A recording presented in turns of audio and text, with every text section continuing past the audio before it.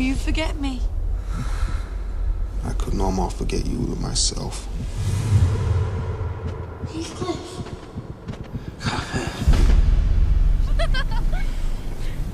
Close your eyes. Open your mouth.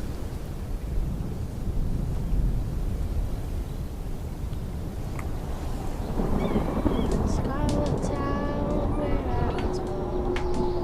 There was a family dwelling, made every youth by the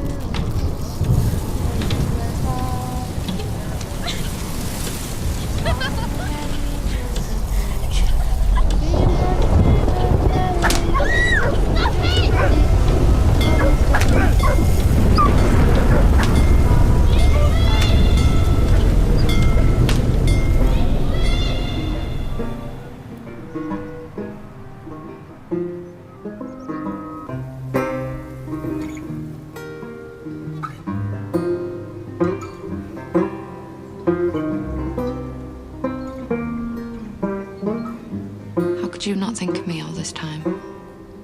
Give me hope in silence, it's easier, it's kinder.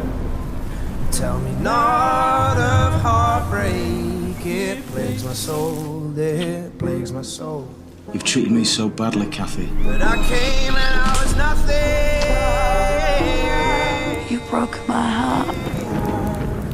Time will give us nothing. You killed me. I'll never leave you. Ever again.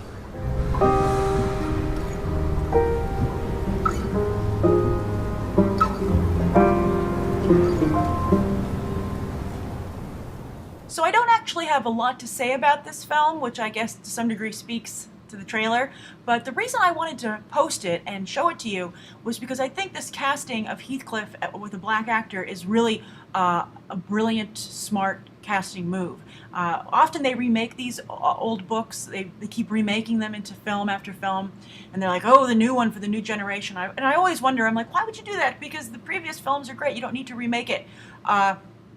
For instance, recently they're remaking Great Expectations again, and with Helena Bonham Carter. And while that movie looks great, it's a little sad that anyone would therefore not see the David Lean version with John Mills and also a very young Obi-Wan Kenobi, Alec Guinness, and one of his first roles. And when you see it, it's funny how young he is in the film. But if you haven't seen David Lean's Great Expectations, I know it's a black and white movie, but it's really very, very well done. You definitely should. Worth seeing it.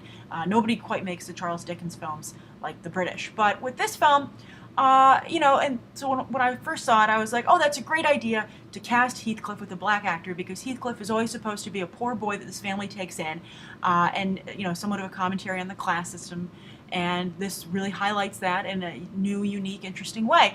And so when I started to look into it, because of this trailer, I discovered that this has long been a subject of debate of whether or not Heathcliff was meant to be black in Emily Bronte's original novel, because she describes him as a dark-skinned boy, and he speaks a language that no one can understand when they first bring him in. And of course, there are many that could be alluding to many things, because the novel takes place in England, so as long as he just doesn't seem British, they're gonna, think he's exotic.